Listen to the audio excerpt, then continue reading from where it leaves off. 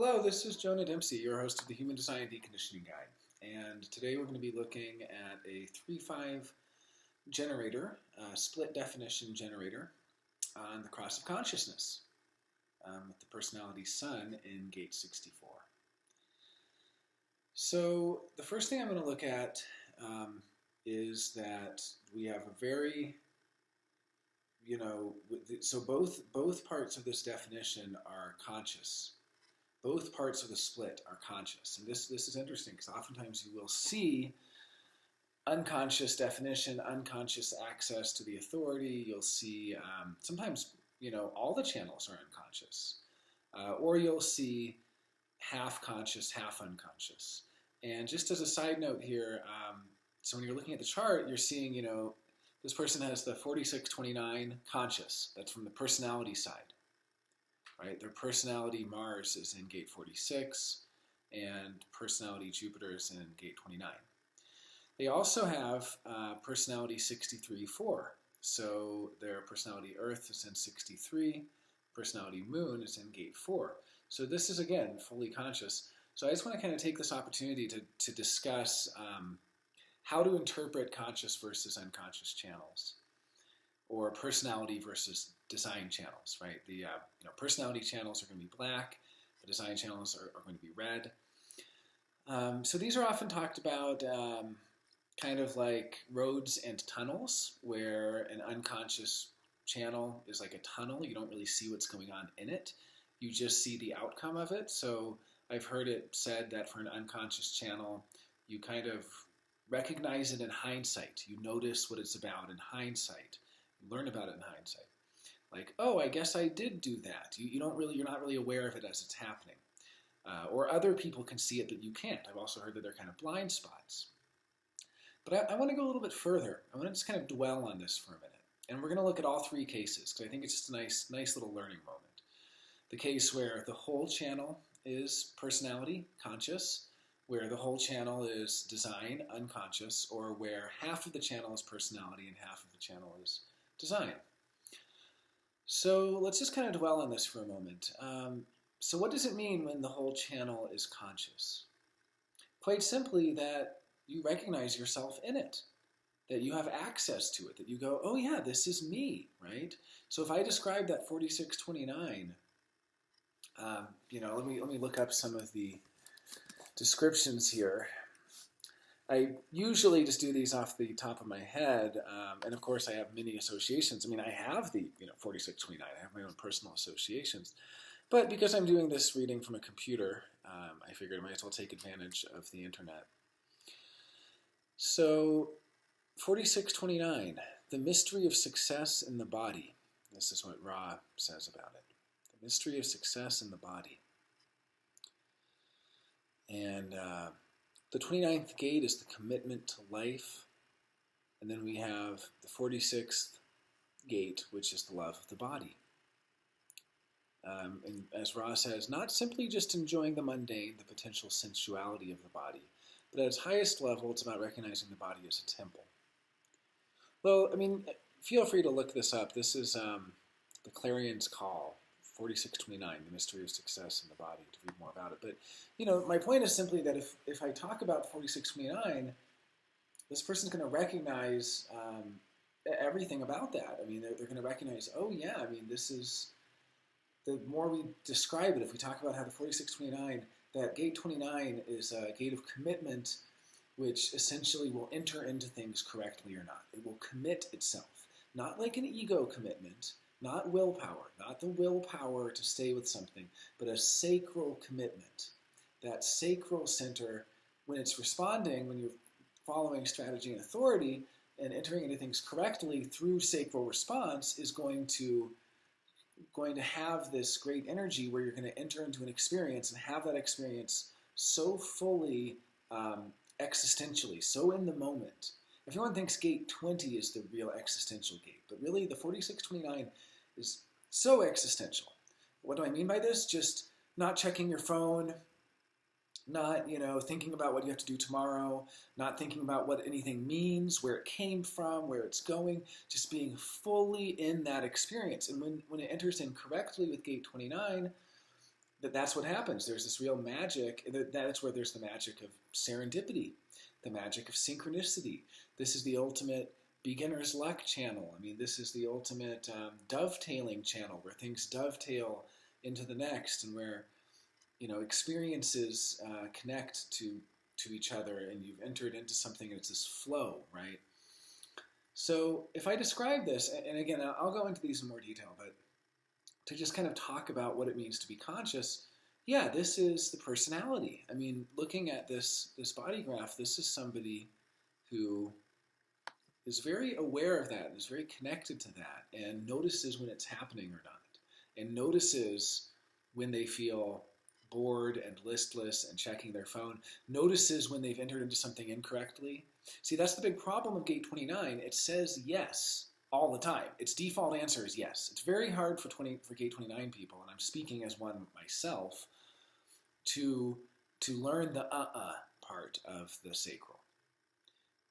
Because gate 29 is so ready to commit its energy, and oftentimes will enter into things incorrectly because it just said yes when it wasn't actually for it. It wasn't actually for them.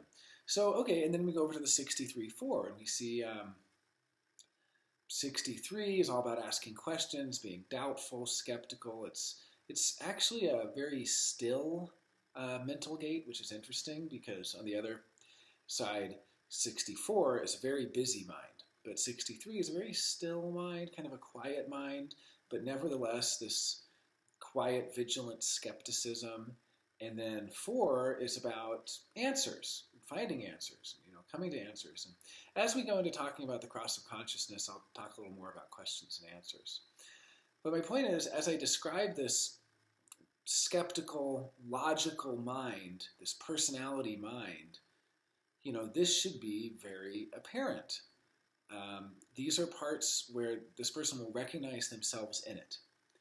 Now, let's imagine that the 63-4 were unconscious for a minute. How would we interpret that? Now, if it were fully unconscious, here's someone who doesn't really know what's going on with their mind. They don't really know what's going on with their thoughts. They don't have any visibility into it. In fact, it can lead to great discomfort. The personality is very uncomfortable with its design. You learn to get comfortable by surrendering and kind of having that passenger consciousness of watching the movie. But there's always a discomfort. The discomfort is that the personality wants to be all that the person is. But actually there's this whole other design side too. Now let's just take a step back. What are we talking about when we're talking about personality and design? We're talking about the person's ability to differentiate. You can only differentiate through your activations. Everyone has every gate, which is a way of saying everyone has every codon. Just like every cell of your DNA has all of the DNA code for your body. And if you're looking at the DNA of a blood cell, well, just because it has all of that DNA for the rest of the body, it's still only going to make blood cells. Or if you're looking at it for a T cell, it's going to make T cells. Or you're looking at, your big toe, it's making all the cells that are needed for the big toe. What I'm trying to say is that just because the DNA is there, just because every potential is there, doesn't mean that it's going to differentiate in that way. And similarly, we have 64 hexagrams. All of us have these receptors and these 9 centers. And that does not mean that we are going to differentiate through those. In fact, we only differentiate through our activations.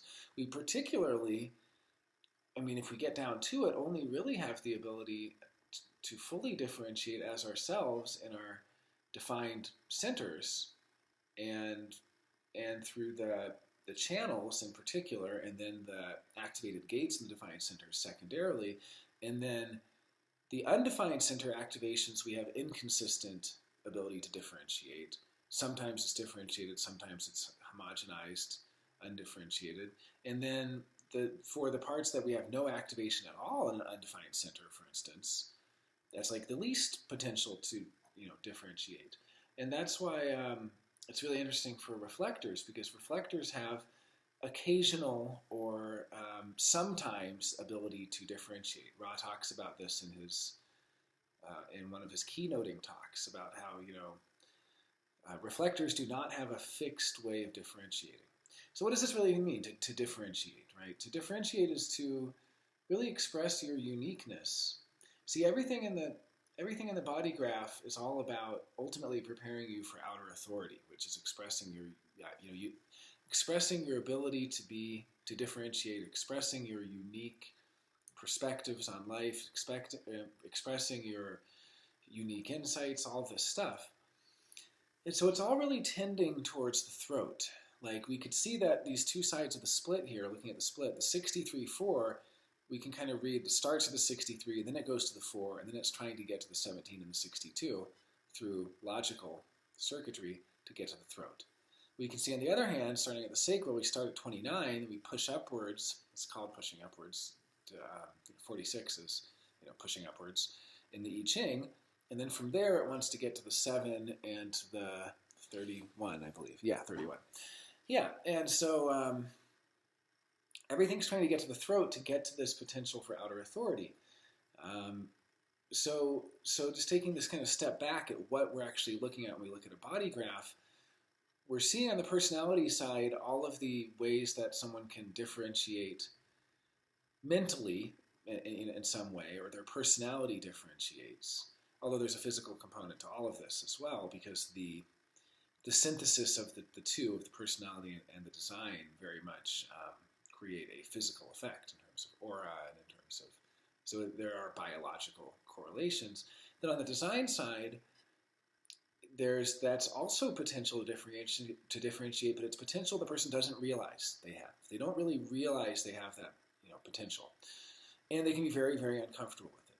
So yeah, so just imagining that 63-4 were completely on the design side, that would be a very different situation. There would be really not any understanding or recognition of how this person has the ability to differentiate and to provide outer authority of somebody who leads the logical process of skepticism, coming to answers, finding out the truth about something, being doubtful and then having questions and then taking that through to its process of either getting the answer to those questions or coming up with new questions that render the previous questions irrelevant. So what happens then if you have half a channel conscious and half a channel unconscious, right? Half is personality, half is design. What's actually going to happen is that person is going to understand the whole channel to a degree, but they're going to think the channel is only about the personality side. The example given by Ra was the 28-38. The 28-38 is the channel of struggle, and it's a design of stubbornness, very stubborn struggle. And it's individual, so it's melancholic, and it's about mutation. It's about struggling to bring about mutations or ultimately to find a life purpose, but that's a mutative thing. You can't force it to happen. You have to wait for that to occur, wait for that novelty to emerge of finding your life purpose. In order to do that, it has two main parts really. It has gate 38, the gate of the fighter, which is going to have that root energy, that fuel to keep fighting, to keep struggling. And it's going to have gate 28, which is an intelligence gate. It's in the spleen. And that's going to be about risk-taking. And it's going to be about taking a risk in order where the reward could be an increased life purpose or something like that. And Ra was saying, well, hey, if this person has gate 28 personality and gate 38 design, they're going to understand about struggle and how important struggle is to find purpose, and that they're going to understand that they struggle for higher meaning, but they're going to believe that really that struggle for higher meaning is all about risks. They're going to say, well, really what brings the most meaning, you have to risk it all. You just have to take that risk and go for it. And that's, you have to gamble. You have to make your bet. You have to take that risk. And they're not going to really understand the other side of it. Meanwhile, if they have the personality gate 38, they're going to say, well, it's all about having that fighting spirit. It's all about having enough energy. You have to have that fuel to keep going, to keep fighting, right? They're not going to acknowledge the aspect of risk-taking in struggle. So we could say similarly, if gate 29 was personality and gate 46 was design, that would be, oh yeah, I understand the need to enter into things correctly in order to get the experience by being fully absorbed in something, and out of that, to have this serendipity where I'm able to succeed where others have failed. Whereas if I don't enter into something correctly and my sacral energy isn't really in it, then I will fail at it and I won't really be able to be immersed fully into it. They'll acknowledge that, but they'll say what it really comes down to is commitment. It really comes down to that sacral yes. And they'll kind of put the focus on gate 29. Meanwhile, if gate 29 is unconscious, design, but 46 is conscious, it's going to be a very different focus. It's going to say, well, what it's really about is taking care of the body and of realizing that the body has to be in the right place in the right time. And unless you're in the right place in the right time, you can't enter into those experiences fully. And they're not going to acknowledge the need for the commitment, the sacral commitment. Or the same with that 63-4. If the 63 is conscious, they're going to say, really, if you want to make sense of something logically, you have to be skeptical and you have to know the right questions to ask. Whereas if the 4 was conscious, they'll say, it doesn't really matter what questions you ask or where you start, or even if you're skeptical or not, don't worry about that. What's really important is that you find those answers, right? Finding the right answers. So this is just a little side note. I don't want to dwell on this, but it's just I get asked a lot, how is it different on the personality or the design side? Is it simply the personality is the mind and the design is the body? Well, yes and no. I mean, the personality is what you're consciously aware of and you identify with, and the design is kind of this second person living within the same body, acting autonomously in a way that you're not really aware of, aka the unconscious. So this brings me to the throat. So we see here that this split definition, really two very different people. One fully experiential sacral generator, 2946, just going into things, just being fully existential and experiential, and when following sacral response correctly, when correct, being able to just be fully absorbed, fully immersed. Here's the signpost for 4629. If you made a sacral yes, if you're doing something sacrally, you won't notice your phone ring. You won't notice anything. You'll be so locked into that experience. You won't notice that your phone died 2 hours ago because you're so immersed in that experience. You're so fully absorbed in it. And you won't even think about what it means. You won't, see, the 4629 is not supposed to think about what it means until after it's over. But if you're not entered into something sacrally, if it's not correct, every 2 seconds you're going to be thinking about when is it over, and what's next, and what else do I have to do, and all these other things, right? So here we have this person who has the potential to enter into something correctly and have incredible serendipity, incredible synchronistic events, what looks like good luck to other people, being in the right place at the right time, really just loving their life, loving their body. It's like going through life dancing and partying and having a great time, and because enjoying the body so much and because of respecting it so much, being in the right place at the right time. It's the deep coincidence where, someone on stage throws out the bouquet of roses or whatever, and then the person in the audience who catches the roses is the 4629.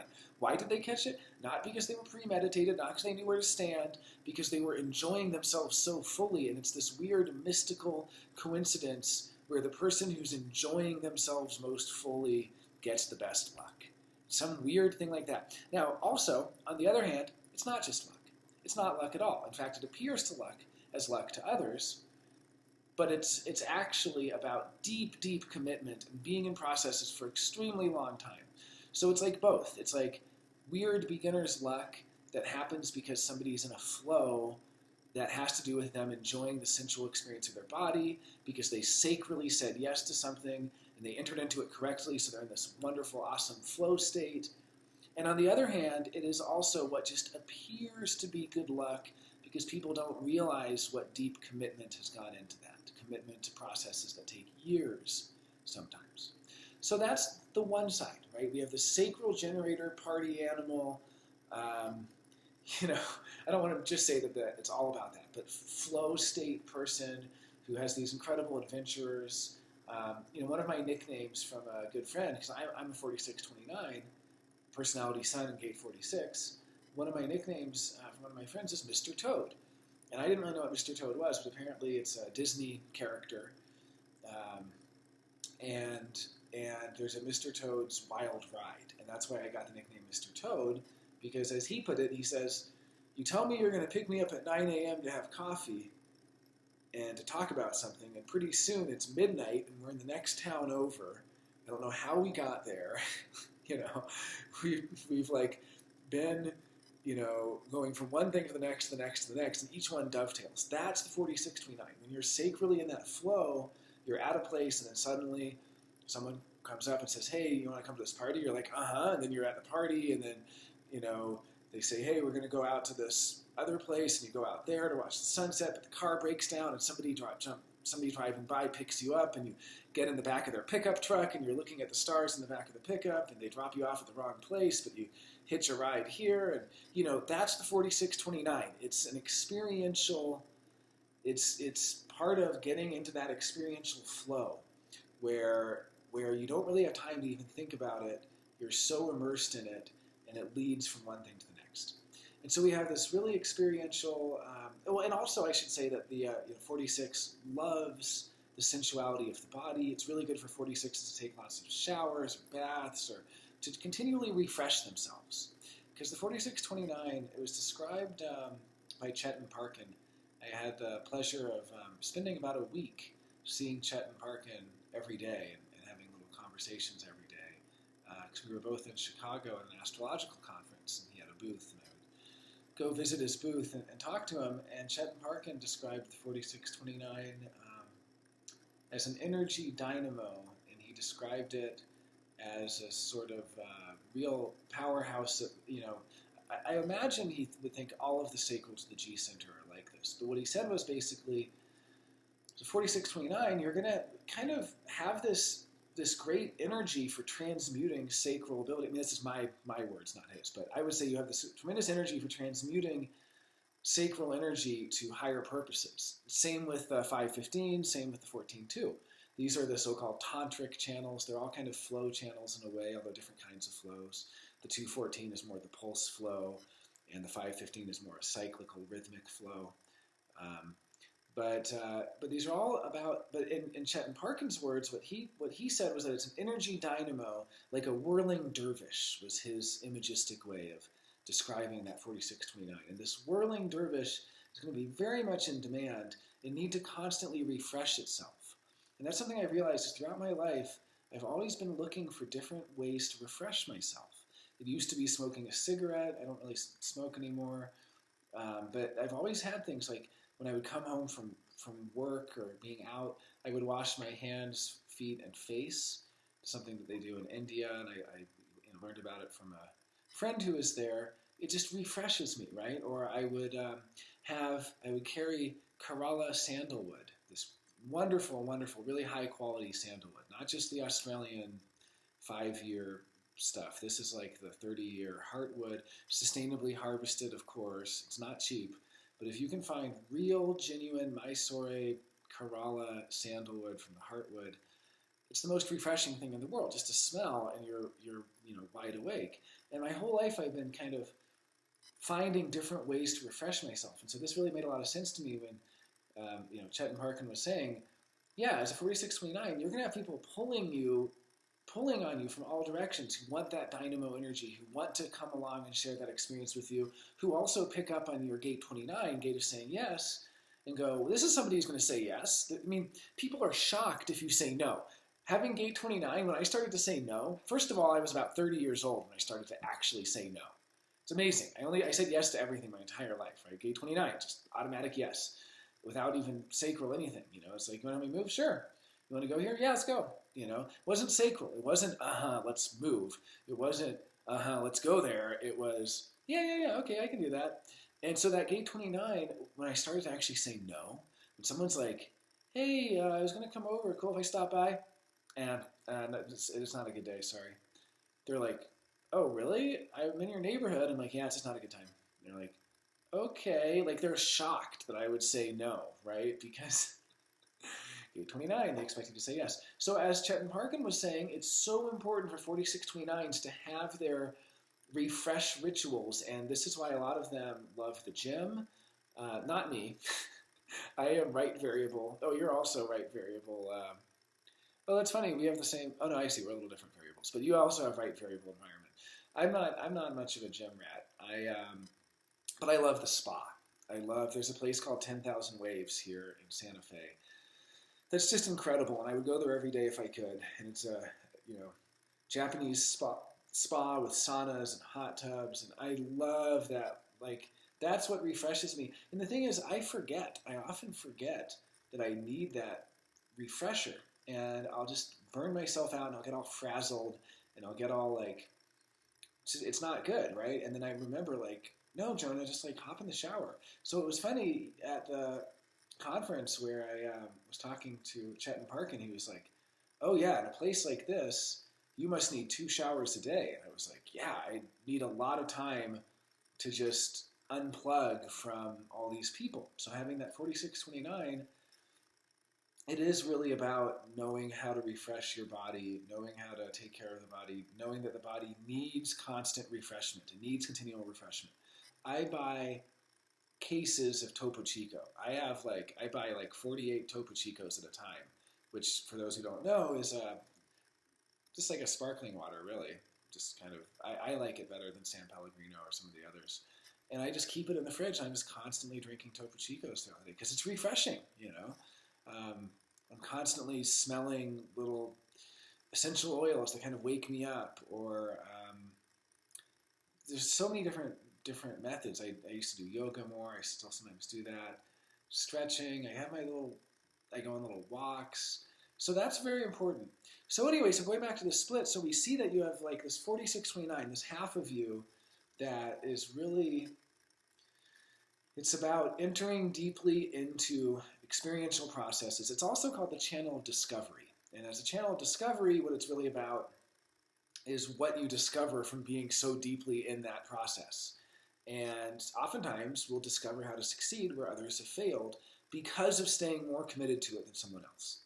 But also it wants to keep moving on. 4629, people are going to say, "Oh, you're so good at this, why don't you keep doing it?" I mean, this is, well, I guess this might be more of a fifth line thing. I see you have the sixth line of gate 46. With the fifth line, which is what I have anyway, people are constantly saying, "Oh, you're so good at this, why don't you keep doing it? Why don't you keep doing it?"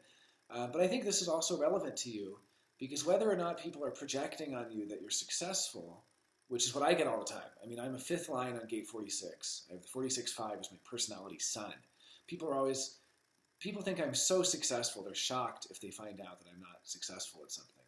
And, I'm not any more successful than, it is true when I sacrally respond to something, I surprise myself even that I could be successful at something.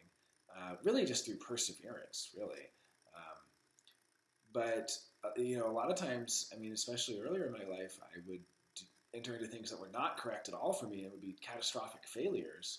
And, I've lost tremendous amounts of money investing. I've had really bad luck in different businesses. But again, these were, if I think back on them now, knowing what I know now, I realize these were not really sacral.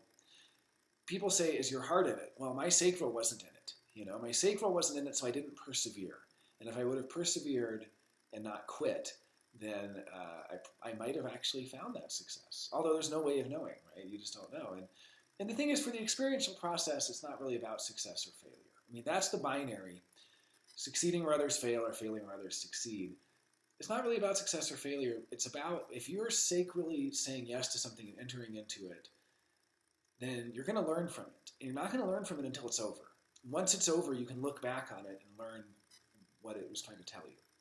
So anyway, sorry to keep digressing, but we see that on the one hand, you're this sacral, entering, experiential being, entering into the experiences deeply, discovering things, succeeding, having all this amazing synchronicity and serendipity and dovetailing of experiences into the next and the next and the next, and being fully absorbed in them. Now there's a completely different person, basically, in you, we could say. For split definitions, it's like not only do they have the two different people, which are the personality and the design, which is already getting used to the idea that you have some other kind of semi-autonomous or even fully autonomous part of you. But for split definition, it's like, especially in your case where they're both conscious, it really is two different personalities. Two different personalities. The 4629 personality that's just like, let's go and jump into the experience. Then the 63-4 personality. This is very different. That 63-4, it's the logical mind. Let's see what we can say about it here. Oops. So let's see. Channel of logic. I mean, that's kind of what I said. Just seeing if there's any nice keynotes we can grab from. When you're looking at your chart, or you're looking at anyone's chart, you're going to want to have the keynotes either in your mind because you've used them before or you know it so well, or you're going to want to kind of have a little quick reference and try to. I was told today. I was having a conversation today with somebody about human design. He was saying that he thinks that Ra is very vague. That Ra is overly vague. And that Ra was not the best teacher because he was so vague. I don't think he's vague at all. I think that vagueness is on the part of the person reading it. It's actually lack of understanding, and that actually what Ra is doing is giving you these really concise formulas of keynotes that take effort to unpack, and they take a lot of effort to. They're mysteries.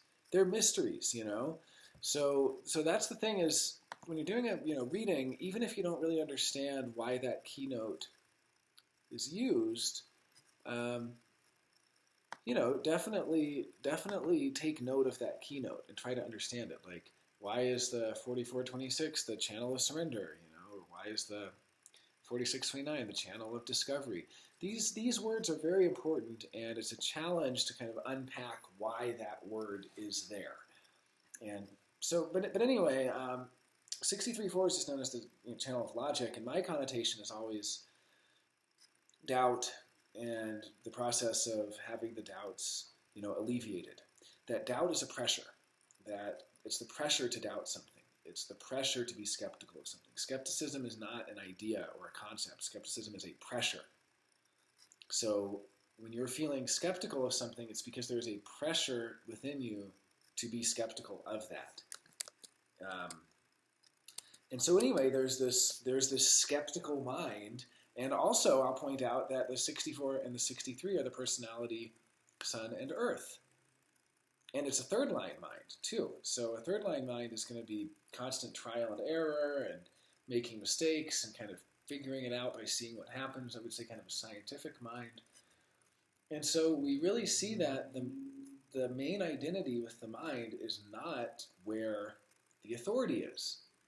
Like, everything for this being is about correct sacral decisions. Everything. Every satisfaction, ability to differentiate, the ability to be on the right trajectories and meet the right people, do the right things, and use the energy correctly.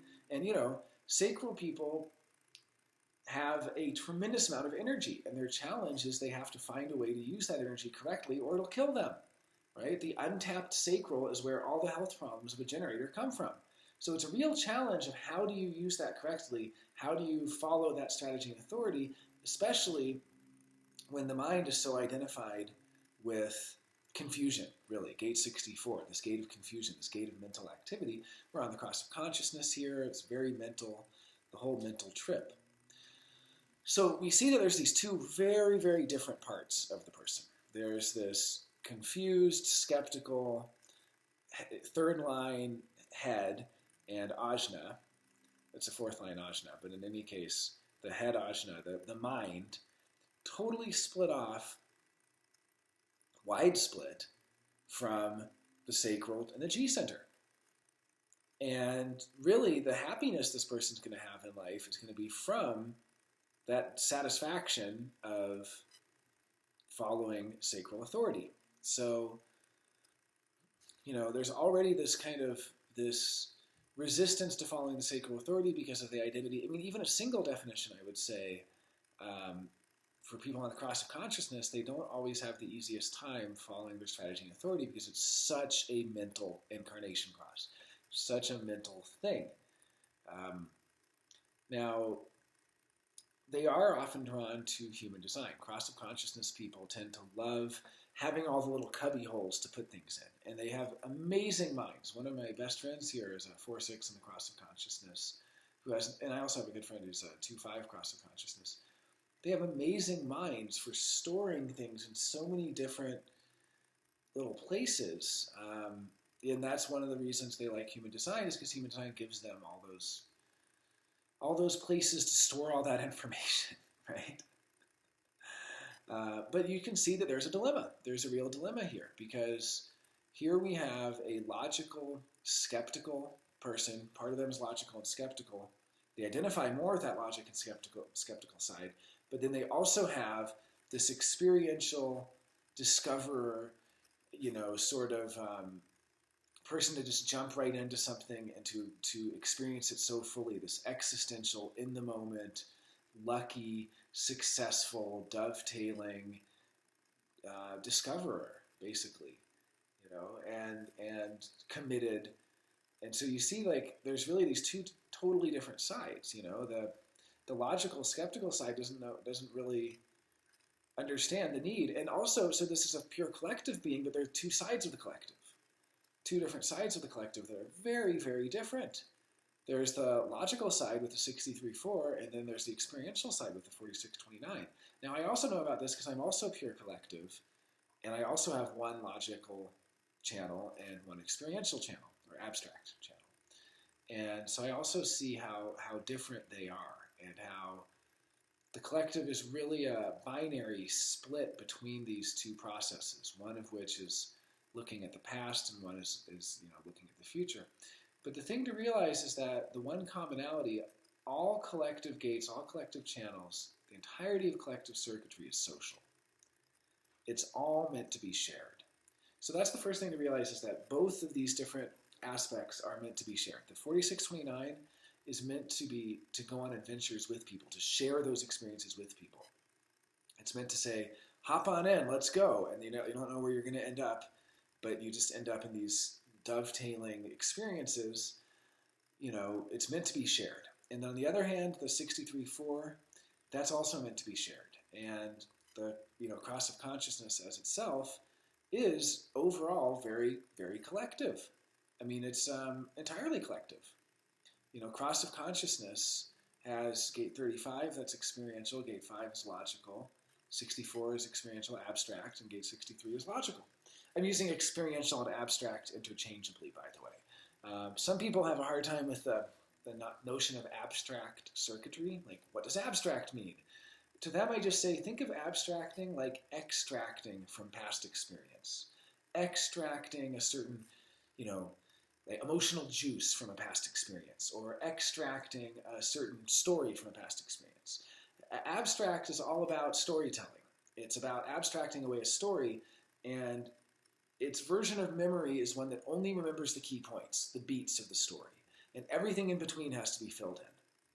So abstract people will typically tell the truth about the key points, but everything that led up to it and everything in between the key points will change, depending what day of the week you ask the abstract person.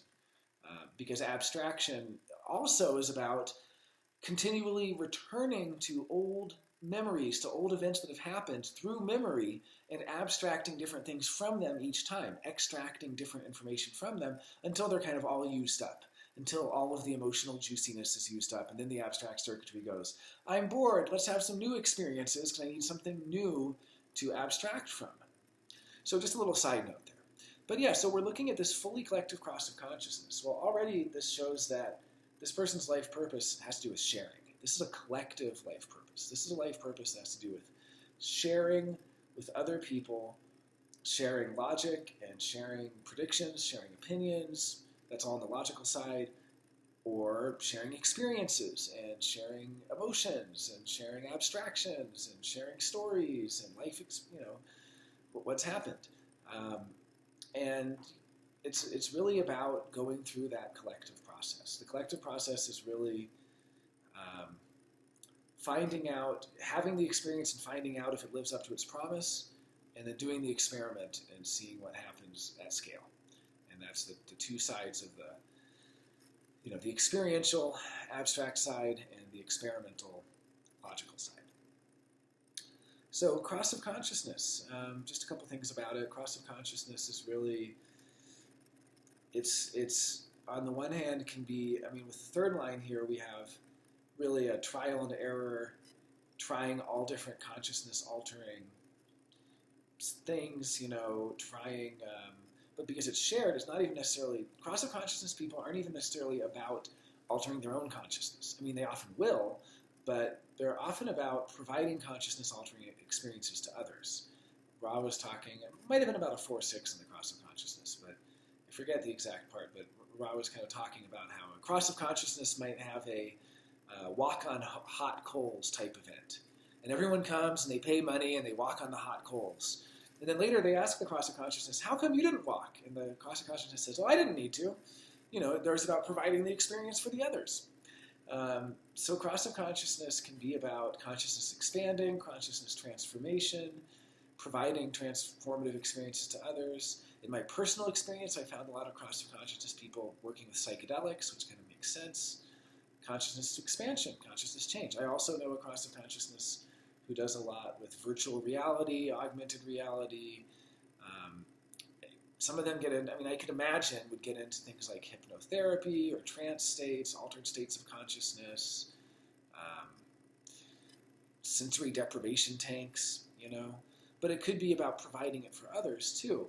Because again, it's sharing. It's all about sharing.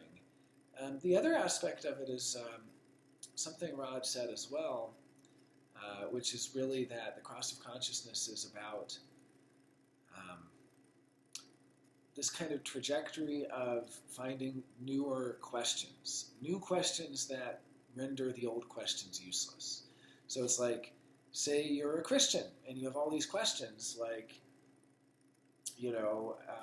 if God is good and there's evil out there and God created everything, then does that mean God created evil? Or you have a question like, how many angels fit on the head of a pin? Or you have all these questions. Well, then at some point you lose your faith. What happens then? Well, suddenly, first of all, the idea here is that what will cause you to lose your faith is a certain question. A certain question will render all those old questions irrelevant. I think about what Carl Jung said, the Swiss psychoanalyst, or analytics. He founded the school of depth psychology or analytic psychology. Carl Jung said, we don't solve our problems, we outgrow them. This is a perfect explanation for the cross of consciousness, how the new question doesn't answer the old question, it just renders the old question irrelevant. So that's part of it, is this idea of being on a journey of questions where you're continually finding new questions with the ultimate goal of finding the one question that would lead to silence, kind of the final question, if you will, which would not be answerable. This is a mystical point. This is more of a mystical aside. But just thinking about cross of consciousness, consciousness transformation, and sharing, and how asking questions can be such a form of consciousness transformation. The other thing is, talking about the two sides of the split, you have one generated channel, and then we also have a projected channel here. And so that 63.4 is a projected channel. So really, we have a generator who, in order for this other half of the personality of the split to communicate, has to be invited. That 63.4 has to be invited. It has to be invited to be skeptical. The not-self 63 is going around being skeptical of everything and telling everyone how skeptical they are of everything, and uninvited, telling everybody, well, I doubt that's true. Combined with the third line is inherently skeptical as well through its pessimism. This is an internalization theme for the third line, but in the not-self, the internalization and externalization themes get jumbled. So this is kind of a technical point. I won't dwell on this, but it's just a point for all the third lines out there. You're not really supposed to externalize your pessimism. It's very important that if somebody tells you, hey, I got a new car, but it has some problems, but it's going to be an easy fix, that you go, internally, it's not going to be an easy fix. Nothing ever works right the first time. Or someone says, hey, I finished my book. I think I'm going to get a publisher.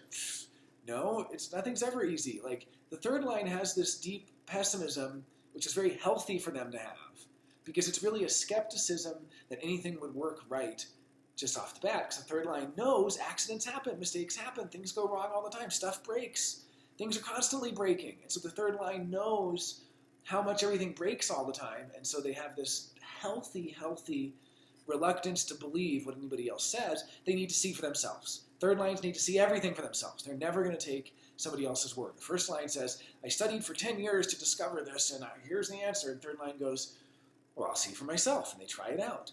Or the second line says, I've discovered this. There's some natural, some brilliant natural, as only second lines can be. The third line says, well, I'm going to test it out and find out for myself. They don't trust it. This is why they're great scientists. Scientists don't just trust what another scientist says. They see for themselves. They test it out, And the proof is in the pudding, as they say. And so for third lines, it's so important to be skeptical, but not to share that with people. Now, in this case, the skepticism, because of gate 63, is meant to be shared. It's a collective channel, so it's meant to be shared. But for third lines in general, you'd be amazed. The not self of you'd be amazed how many 3 5s, 3 6s out there. You tell them something, and they're immediately skeptical of it, and they're immediately pessimistic. Keep it inside. That's an internalization theme. You're not supposed to. The third line is not supposed to externalize that all the time. The same way that the fifth line is not supposed to externalize being a savior. It's an internalization theme. They're supposed to think how they might be able to help somebody when they take in the other. But they're not supposed to externalize, I can help you, I can help you, I can help you. That's death for a fifth line. They're going to destroy their reputation, and they're going to overexpose themselves and all this stuff. Okay, so now I want to look at the throat. So what's interesting is we see these two different sides of the split. We see that there's the throat in the middle, and this is a packed throat, and it's a completely designed throat. This is incredible. We have 56, 35, 33, 31, and 20 all activated and all unconscious, all designed. So what does this mean? Well, here's somebody who has a very packed, undefined throat, but also very uncertain and very don't really know what's going on there. When you have an undefined throat, first of all, but especially with only design activations, you don't really know what you're going to say. You don't know what's going to pop out. With undefined ego, also, it's really, it's not healthy to promise not to say something or promise to say something. Or you just don't know. It's a wild card. That undefined throat is going to do its own thing. It's just going to, and also because it's such a focal point, it's going to be where the not self really latches onto. This wide split not self is really going to say, if only I can express myself, if only I can be a good storyteller with 56, if only I can make progress with gate 35, if only, we can go through each of these, if only I'm present in the now, and if only I can, we can look at gate 31 and gate 33. So, basically, here, so I'm looking at gate 31, gate 33. So these are going to be, gate 31 is part of the channel of the alpha, and it's about leadership. So if only I can influence and lead others, gate 33 is going to be, that's on the abstract side. Very experiential and kind of teach others and share with others. And it's all about memory. And so if only I can remember and share what I've, remembered with others, and if only I can lead them with my logical patterns and be present in the moment, and if only I'm mature and have the experience I can look back on, and if only I'm a good storyteller and I'm stimulating, and there's so much pressure on manifestation, on the throat. And also, all of the channels, whether you're starting at the root or the head, flow towards the throat. The channels flow up from the root until they get to the throat, and they flow down from the head until they get to the throat. So what you'll notice is that the flow of the body graph is going to converge in the throat. So this is so much pressure on having to express, having to lead, having to talk, we really see that the not self here is saying, I have to do all of this. I have to lead, I have to express, I have to manifest, I have to make things happen. There's so much focus and push on manifestation. That's where it's all going. Meanwhile, we have these completely open, completely undefined solar plexus, ego, and spleen. And it's going to be very vulnerable. In fact, there's only 2 ways that solar plexus can be activated, only 3 ways that spleen can be activated, only 1 way that ego can be activated. So in all 3 of these cases, there's going to be a real feeling, just at a basic level, of not having the resources there, not having the people there, not having, anytime you have a completely open center with channels, with gates pointed at it, you're going to have a lot of self-recrimination, basically self-blame, blaming yourself. Like, why am I not more, like we look at that ego, gate 51, right?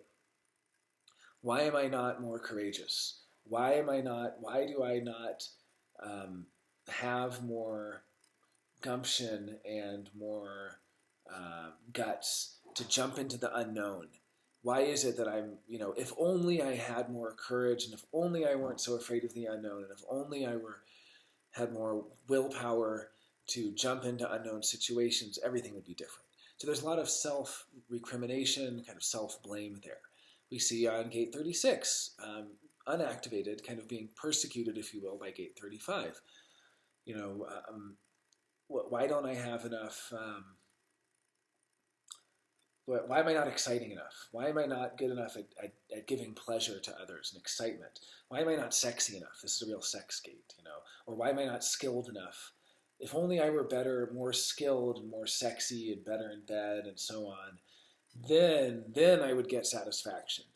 And we see this real nervousness there, gate 36. It's also about expectation. Why do I set my expectations so low? Why am I not better at coming up with expectations? Why don't I have the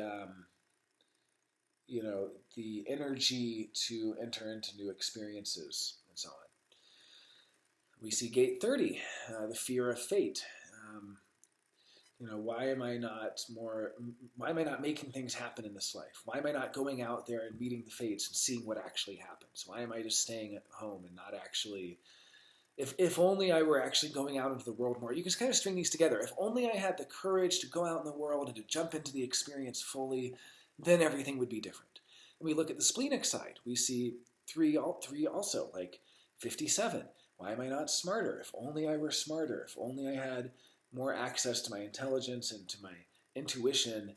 So I better do anything I can to make myself smarter. But, there's this feeling, this kind of fatalist feeling when you have an undefined center and an undefined gate with the harmonic gate across the channel pointing at it. And there's a real fatalist feeling of, what's the point anyway? What's the point? Doesn't make a difference. Or gate 32, why am I not better at networking? And gate 28, how come I can't find my life purpose? Why am I not better at finding my sense of purpose? And so on. So you can see that in the undefined gates, in the undefined centers that have their activated harmonic gate pointing at it, there's a real feeling of being inferior, of having something wrong, of being defective.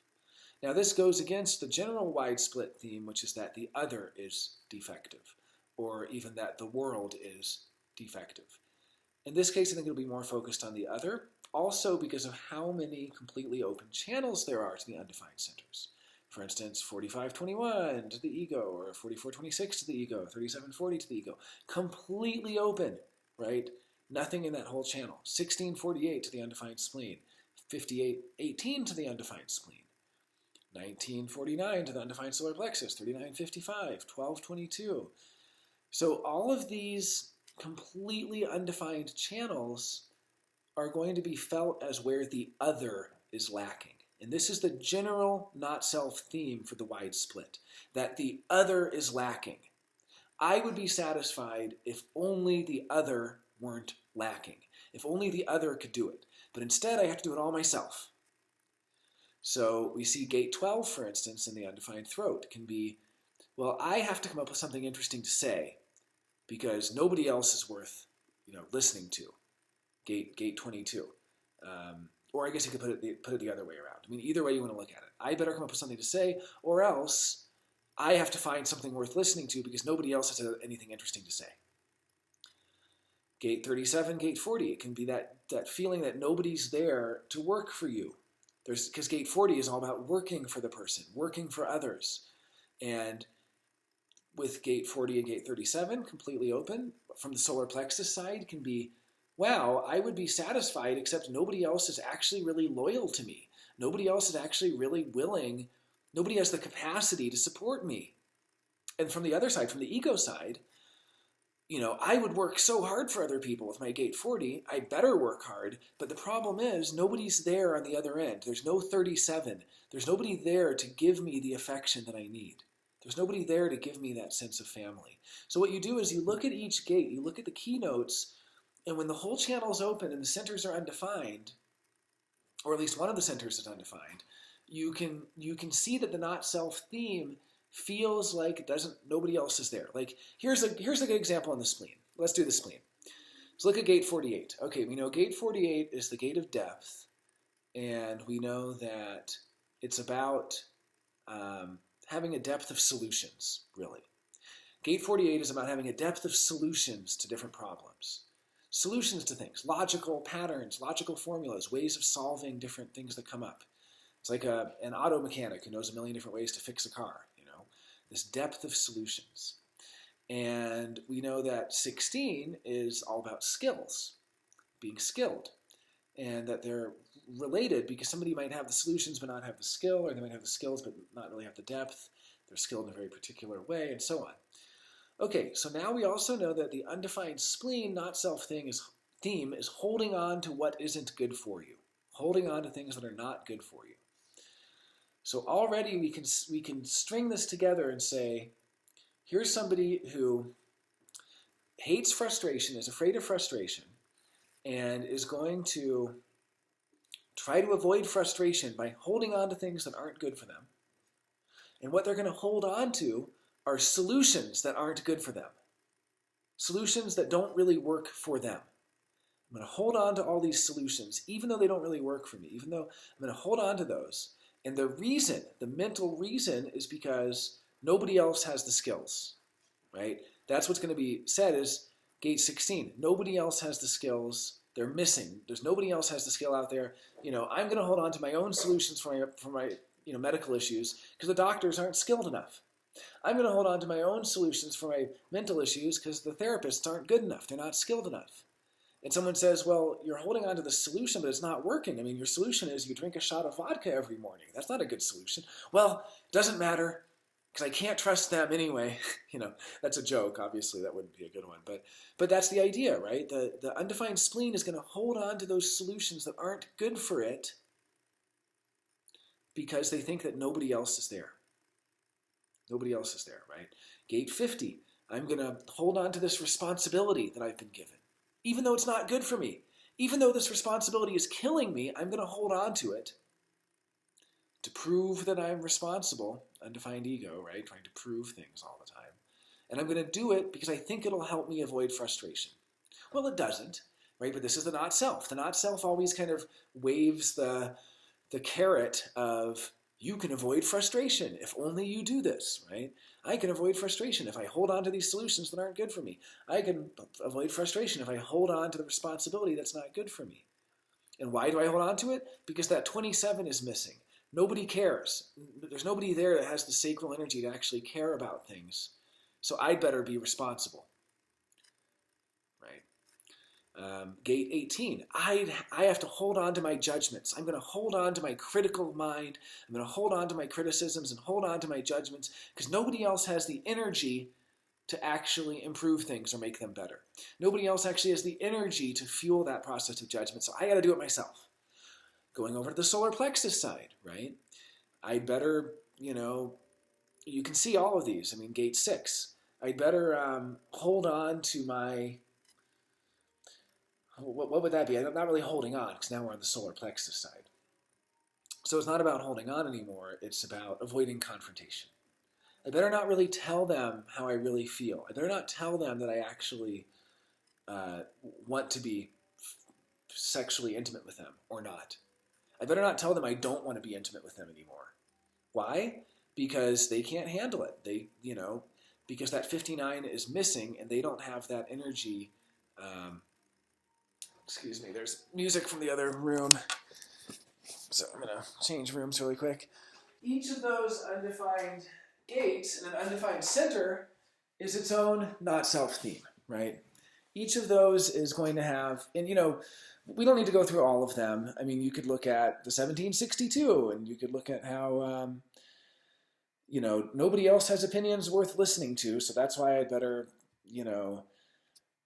basically, sorry, that's not the best one. I don't really have a good synthesis for that. But the 4323, feeling like you have to do all the structuring yourself, like you have to structure concepts in a way that can be understood by others, because nobody else has a mind capable of doing that, because there's no other resources there. I mean, really, the main theme, the high-level theme here, is that other people are lacking. Nobody has anything interesting to say. Nobody is very skilled. Nobody has the skills. Nobody's good at structuring the concepts. Nobody has opinions worth listening to.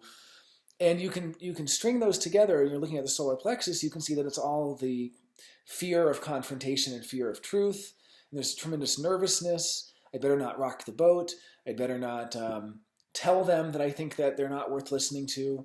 The 4037 is tribal and it's all about tradition. I better not tell them that I think they have a stupid tradition. I better not, it's fear of tradition, the fear of kind of standing up to tradition, confronting tradition. So each one of these centers, and I didn't even get to the root. I mean, it's so interesting here. We have a packed root and a packed throat, right? Just packed, but they're both undefined. So by the time you get to the root, you're going, here's all the things that I think I have to do. So the undefined root is going to say, in this case, I have to be a fighter, gate 38. I have to be ambitious, gate 54. I have to be ambitious to go out there and make it in the world. Gate 53, I have to start new things, start new beginnings.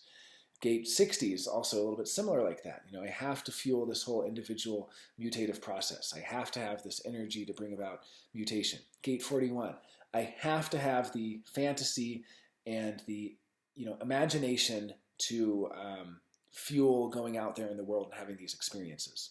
And so each one of these activated gates in an undefined center is something you feel like you have to do. Now the throat is the main focus because that's the area between the two areas of definition, your two parts of the split. But the root is there too. The root is there every step of the way saying, I have to do this. I have to hurry up and be ambitious and get it done. I have to hurry up and fight for what's right. Just like the throat's going, I have to get their attention. I have to get their attention. If I'm not able to get their attention, I'll be frustrated. And the root's saying, well, you better hurry up too. And then meanwhile, these other centers are just basically feeling like nobody's really there for them. That where's the support? Nobody's there to really be supportive. It's a feeling that the resources aren't there, that nobody else really has anything that can to give to that spleen or that ego or that solar plexus. And so the real overarching theme here is that other people are the problem. They don't have anything to give, and therefore I got to do it myself.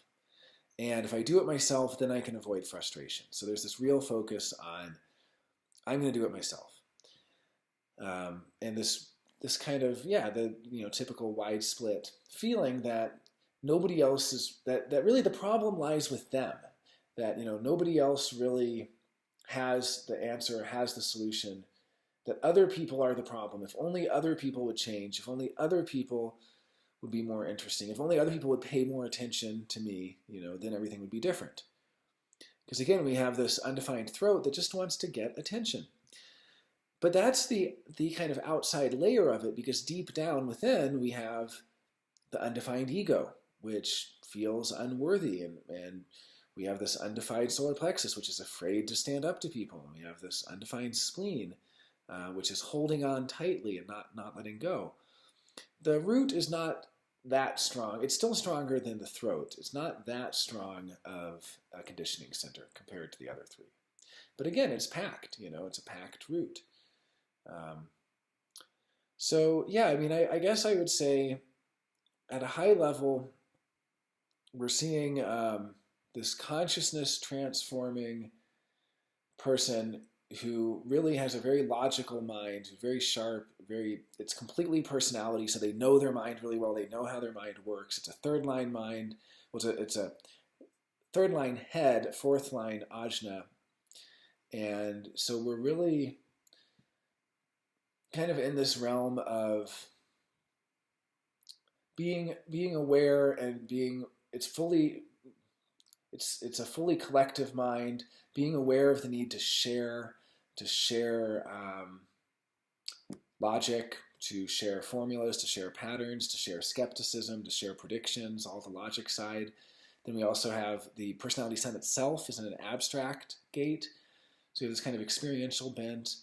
But the mind is just pure collective, pure sharing. And that's kind of the main part of the person that they identify with. But then there's this other side of them, which is totally all about entering into experiences so fully and so completely that they're immersed in the experience without even being aware of anything outside of that experience. And just being fully immersed in the experience. So then we have that side. So already there's the split. And then how is it to be bridged? Well, it's a wide split. So the wide split is really other people are the problem. But then there's so many activated gates in the center that makes the wide split in the throat. So there's still this feeling of I have to get people's attention. I'd better do things to get their attention. They need to change to listen to me. They need to change to pay attention to me because I have so much to say and I have so much to do. And there's this feeling of so many obligations.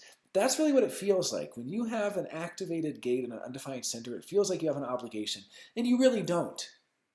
You really don't. I mean, that's the trick.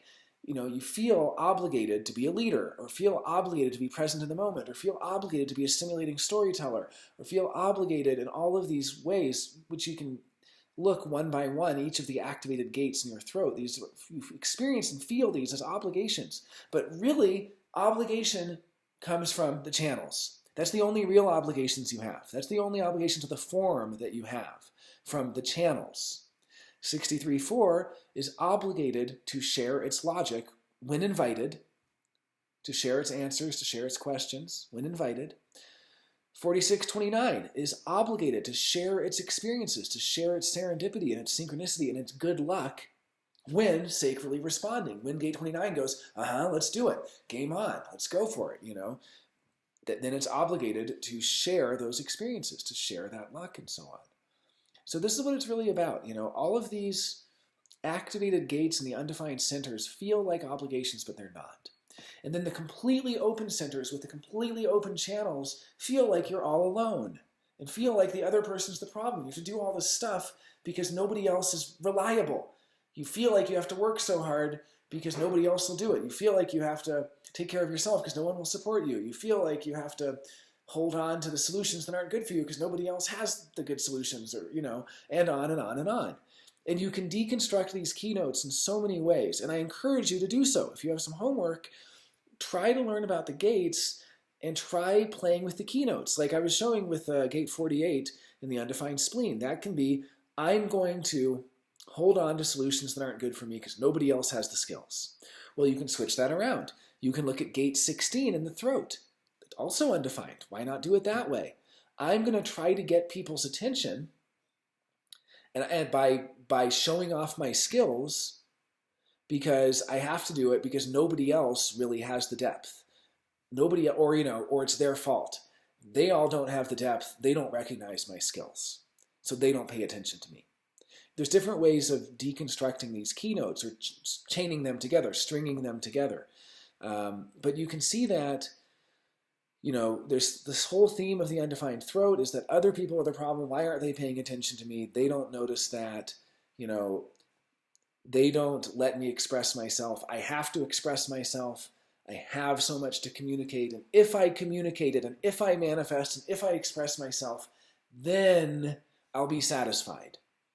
And that's really what I want to kind of end with, is just this idea that, and I've talked about this in other videos, if you've heard other readings, you know, this is a pretty familiar concept, that the not self is really trying to get you to make not self decisions, mental decisions, through the threat of the not self theme. So I oftentimes read on human design sites and stuff like that, people will say, well, you know you're on the right track if you're a generator and you're satisfied. And you know you're on the wrong track if you're frustrated. Well, that's true. That is true. It's like a signpost, right? The signpost is, oh, wow, I made the right decision because I actually feel so satisfied. I mean, the goal for a generator is to fall asleep on clouds because they're so satisfied. I did it. Fall asleep. It's amazing. Fall asleep from exhaustion, good exhaustion, satisfied exhaustion, right? That's the goal. So it is true. It's true that it's a signpost. Satisfaction is a signpost. And if you say yes to something and you hate it and it's not for you and it wasn't a sacral yes, you will be frustrated.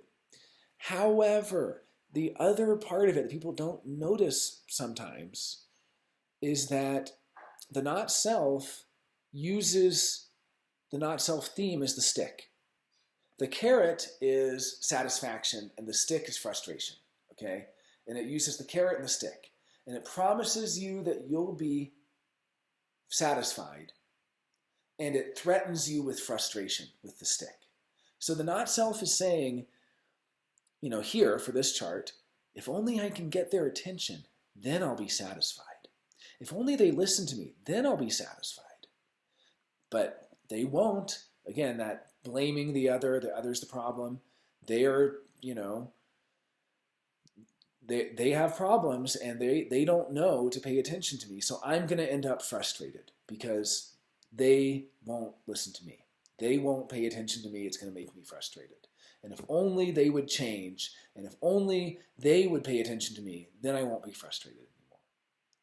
So you can see how the not self theme is, again, it's not just, like to say that the not self theme of the generator is frustration is true, but the not self also uses the threat of frustration to keep you making mental decisions. And so that's the real kind of experiment of human design, is what happens if I go against that threat of frustration?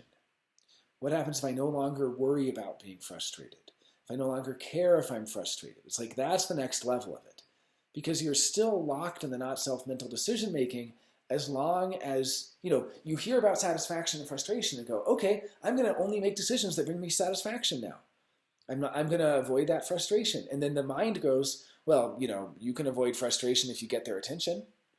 You can avoid their frustration. You can avoid that frustration if you can prove to them how good you are at getting their attention. You can avoid that frustration if you don't rock the boat and don't confront them about how dumb they are for ignoring you. You can avoid that frustration if you hold on to the ways you found of getting their attention, right? Spleen in the throat. You see how these keynotes all synthesize together. You can synthesize the undefined spleen with that undefined throat by saying, the undefined throat's the focus. I'm going to focus on getting your attention, right? This is the chart here, the not self of the chart. But I'm going to hold on to the ways of doing it, even if they're not good for me. And I'm not gonna confront anybody for not paying attention. I'm just gonna, you know, I'm going to find ways of not rocking the boat, but still making them pay attention to me. And proving my value and so on. Or proving how good I am at that. Now, of course, because it's a wide split, there's a bit of a fatalist feeling of what's the point? They'll never pay attention anyway. They'll never listen. You know, that's really what it comes down to. They'll never listen. What's the point? They need to change. Not me. They need to change. So then the not self becomes, if only they would change to pay attention to me more, then I would be satisfied. But because they won't change, I'm just going to be frustrated.